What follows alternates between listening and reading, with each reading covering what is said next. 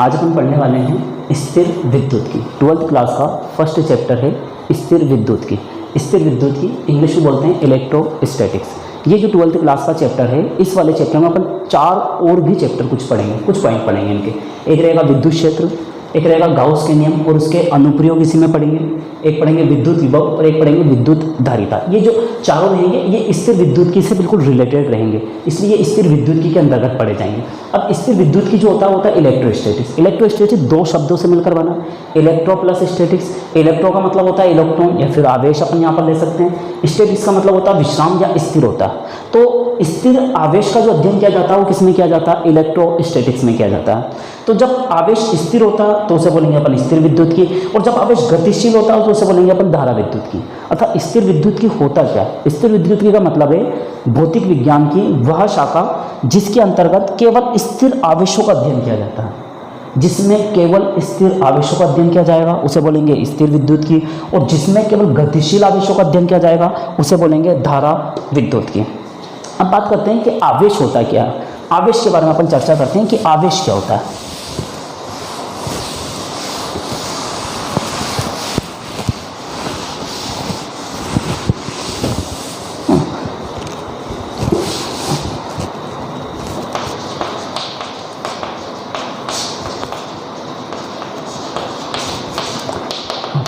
तो चार्ज में चर्चा करने से पहले मैं कुछ बात बताना चाहता हूँ आपको कि जो अपन ने कई बार बचपन में देखा है कि कुछ छोटे छोटे जो बच्चे होते हैं वो स्केल से बालों में रगड़कर छोटे छोटे कागज़ को अपनी ओर आकर्षित करते हैं। उसी के आधार पर अपन ने बहुत सारे ऐसे उदाहरण देखे हैं, जीवन में अपन ने अनुभव भी किए हैं चार्ज के बारे में। जैसे कोई व्यक्ति प्लास्टिक के स्टूल पर बैठा है और वो जैसे ही किसी लोहे की वस्तु को हाथ लगाता है तो उसको कुछ झटका महसूस होता है, या फिर कोई व्यक्ति प्लास्टिक के स्टूल पर बैठा हो, उसके पीछे किसी रुमाल से यदि प्लास्टिक के स्टूल पर दी जाती है तो उसको थोड़ा सा झटका महसूस होता है। ये सब उदाहरण किसके होते हैं? चार्ज के होते हैं। तो चार्ज के बारे में कुछ वैज्ञानिकों के कुछ मत थे, तो उस मत को देखते हैं। एक वैज्ञानिक थे वैज्ञानिक थेल्स। तो वैज्ञानिक थेल्स ने बताया कि एक एम्बर नामक का एक पदार्थ होता है। एम्बर नामक का एक पदार्थ होता है। इस पदार्थ को जब ऊन से रगड़ा जाता है, इस पदार्थ को जब ऊन से रगड़ा जाता है तो यह कागज के टुकड़ों को आकर्षित करता है। कागज के टुकड़ों को आकर्षित करता है। तो वैज्ञानिक थेल्स ने बताया कि जो एम्बर नामक का पदार्थ होता है उसको ऊन से रगड़ने पर वह कागज के छोटे छोटे टुकड़ों को आकर्षित करता है। जब बाद में एम्बर ने बताया कि ये जो एम्बर होता है इसको यूनानी भाषा में इलेक्ट्रॉन कहा गया। एम्बर को यूनानी भाषा में इलेक्ट्रॉन कहा गया। और बाद में ये जो पूरी घटना होती है, एम्बर जब को किसी ऊन से रगड़ते हैं तो कागज के छोटे छोटे टुकड़ों को आकर्षित करते हैं, तो इस पूरी घटना को कहा गया इलेक्ट्रिसिटी नाम दिया गया। फिर उसके बाद जो दूसरे वैज्ञानिक आए वो आए गिलफर्ड। गिलफर्ड ने बताया कि एम्बर की तरह ही कुछ अन्य पदार्थ भी होते हैं, जैसे एबोनाइट होता है, सल्फर होता है, ये कुछ अन्य पदार्थ होते हैं। ये भी एम्बर की तरह ही अन्य वस्तुओं को अपनी ओर क्या करते हैं? आकर्षित करते हैं। तो यहाँ पर 2 वैज्ञानिक के मत थे, एक थेल्स का था और एक गिलफर्ड का था। दोनों ने अपनी अलग अलग कुछ बातें बताई है। अपन जब मैं कांच की छड़ से किसी रेशम के कपड़े को रगड़ता हूँ, रेशम के कपड़े पे रगड़ते हैं, बिल्ली की खाल से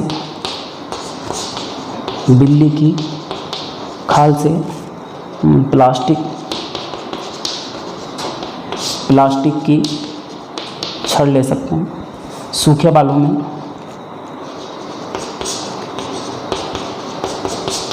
में क्या यूज़ करने पर? प्लास्टिक का कंघा।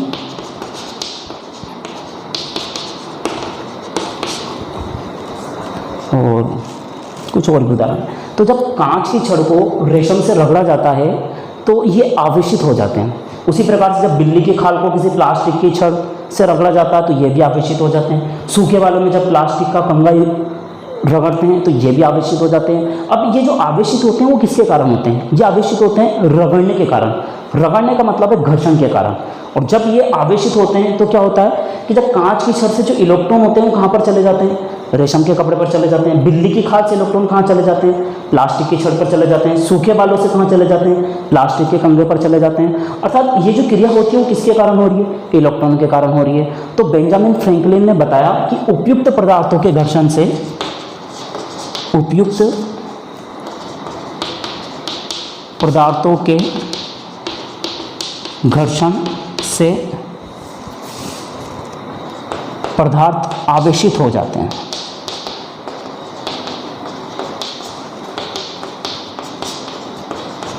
कुछ उपयुक्त पदार्थों को यदि रगड़ने से, घर्षण से पदार्थ क्या हो जाते हैं? आवेशित हो जाते हैं। आवेश दो प्रकार के होते हैं, एक होता है धनावेश, इसको, और एक होता है ऋणावेश। अब धनावेश कौन सा होता है और ऋणावेश कौन सा होता है? जब कांच की छड़ को रेशम से रगड़ते हैं तो कांच की छड़ से इलेक्ट्रॉन कहाँ पर चले जाते हैं? रेशम के कपड़े पर चले जाते हैं। अर्थात कांच की छड़ पर इलेक्ट्रॉन की क्या होती है? कमी हो जाती है, और रेशम के कपड़े पर इलेक्ट्रॉन की क्या होती है? अधिकता हो जाती है। तो ये जो पूरी क्रिया होती है वो सिर्फ किसके कारण होती है? इलेक्ट्रॉन के कारण होती है। अर्थात बेंजामिन फ्रैंकलिन ने बताया कि आवेश दो प्रकार के, धनावेश और ऋणावेश, जिससे इलेक्ट्रॉन का त्याग होता है। ये इलेक्ट्रॉन का क्या कर रहा है? त्याग कर रहा है। और ऋणावेश में कपड़े जो है वो इलेक्ट्रॉन को क्या कर रहे हैं? ग्रहण कर रहे हैं। ये जो, जैसे अपने बहुत सारे उदाहरण में और भी देखा है, जैसे मैं एक उदाहरण लेता हूँ Na का। इसमें Na प्लस और प्लस इलेक्ट्रॉन, ये इलेक्ट्रॉन को क्या कर रहा है? इलेक्ट्रॉन का त्याग कर रहा है। उसी प्रकार से एक अन्य उदाहरण Cl माइनस प्लस इलेक्ट्रॉन, ये इलेक्ट्रॉन को क्या कर रहा है? ग्रहण कर रहा है। तो आवेश कितने प्रकार के हुए? दो प्रकार के, एक धनावेश और एक ऋणावेश। धनावेश का मतलब जो घर्षण के कारण इलेक्ट्रॉन का क्या कर देते हैं? त्याग कर देते हैं। ऋणावेश का मतलब जो इलेक्ट्रॉनों का क्या कर लेते हैं? ग्रहण कर लेते हैं।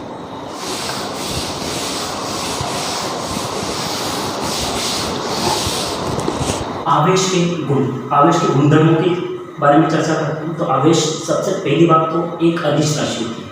अदिश क्यों होती है? क्योंकि इसके लिए किसी दिशा की आवश्यकता नहीं होती, सिर्फ किसकी आवश्यकता होती है? परिमाण की आवश्यकता होती है। तो आवेश कौन सी राशि होती है? अदिश राशि होती है। किसी भी वस्तु को जो आवेशित करने के तरीके हैं वो तीन तरीकों से किसी वस्तु को आवेशित किया जा सकता है। या तो घर्षण के द्वारा, जैसा कि अपने चर्चा की थी, कांच की छड़ को रेशम से रगड़ने पर कांच की छड़ से इलेक्ट्रॉन कहाँ चले जाते हैं? रेशम के कपड़े पर चले जाते हैं, रगड़ने के कारण, घर्षण के कारण। तो किसी वस्तु को जो आवेशित करने के तरीके हैं वो तीन तरीके होते हैं। आवेशित जो होता है वो तीन तरीके से किया जाता है। एक तो किया जाता है घर्षण के द्वारा,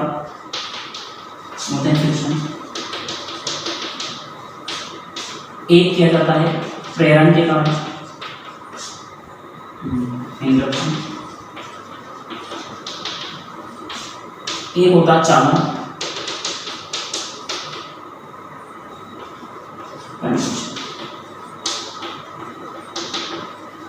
इसको संपर्क द्वारा आवेशन बोलते हैं। संपर्क द्वारा आवेशन। तो किसी वस्तु को आवेशित करने के कितने तरीके? तीन तरीके। पहला घर्षण, दूसरा प्रेरण और तीसरा चालन। यदि मैं बात करूं कि जो आवेश होता है वो हमेशा द्रव्यमान से बद्ध होता है, अर्थात बिगड़ द्रव्यमान के आवेश का अस्तित्व नहीं होता। जैसे आवेश को जब अपन लिखते हैं, जैसे इलेक्ट्रॉन पर अपन आवेश लिखते हैं, तो इलेक्ट्रॉन पर आवेश कितना होता है? 1.6 × 10⁻⁻19 कूलम होता है। ये क्या होता है? द्रव्यमान होता है।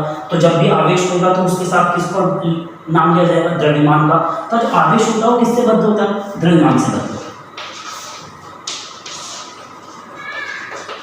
आवेश द्रव्यमान से बद्ध होता है। बिना द्रव्यमान के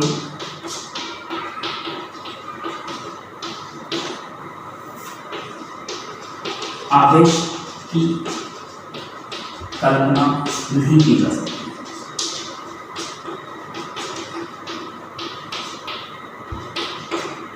तो आवेश द्रव्यमान से बद्ध होता है। हम देखते हैं जो आवेश होते हैं, सजातीय आवेश, सजातीय आवेश परस्पर एक दूसरे को क्या करते हैं? प्रतिकर्षित। और विजातीय आवेश परस्पर एक दूसरे को क्या करते हैं? आकर्षित। जैसे एक कांच की छड़ है, कांच की छड़ को मैंने रगड़ा और उस कांच की छड़ कौन सी आवेश होती है? धनावेशित होती है। तो कांच की छड़ को रगड़कर मैंने इस प्रकार से किसी लटका दिया और एक दूसरी कांच की छड़ ली, उस दूसरी कांच की छड़ को भी इसके पास लेकर आया मैं। तो दूसरी कांच की छड़ को भी इसके पास लाने पर ये दोनों एक दूसरे को क्या करने लगी? प्रतिकर्षित। दूसरे उदाहरण में मैंने क्या करा? एक कांच की छड़ ली, वही उसको किसी लटका दिया उसको कांच की छड़ को, और एक मैंने रेशम की छड़ ली। रेशम की छड़ क्या होती है? ऋणावेशित होती है। और जब इन दोनों को पास लाया जाता है तो ये परस्पर एक दूसरे को क्या करने लगे? आकर्षित करने लगे। तो इसको हम बोलेंगे कि समान आवेश परस्पर क्या करते हैं? प्रतिकर्षित करते हैं, और विपरीत आवेश परस्पर एक दूसरे को क्या करते हैं? आकर्षित करते हैं। तो सजातीय आवेश परस्पर प्रतिकर्षित करते हैं,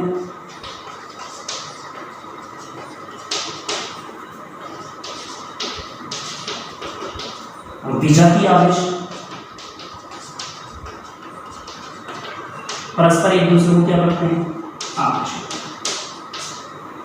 इसके मात्रक जो होते हैं वो कुछ अपन मात्रक देखेंगे। सीजीएस मात्रक, इसके अलावा आवेश का छोटा मात्रक, आवेश का बड़ा मात्रक।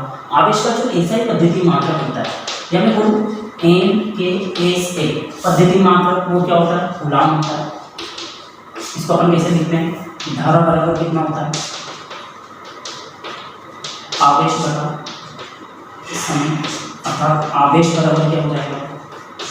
आवेश बराबर धारा इंटू समय, और धारा का मात्रक होता है एम्पियर इंटू समय का सेकंड, और एम्पियर इंटू सेकंड को क्या बोलेंगे? कूलाम। तब आवेश का एसआई पद्धति मात्रक क्या हुआ? कूलाम हुआ। इसके बाद आता है एसआई पद्धति के बाद सीजीएस पद्धति। सीजीएस पद्धति में जो मात्रक होता है वो होता है ESU। ESU को अपन बोलेंगे इलेक्ट्रॉन स्टेट यूनिट।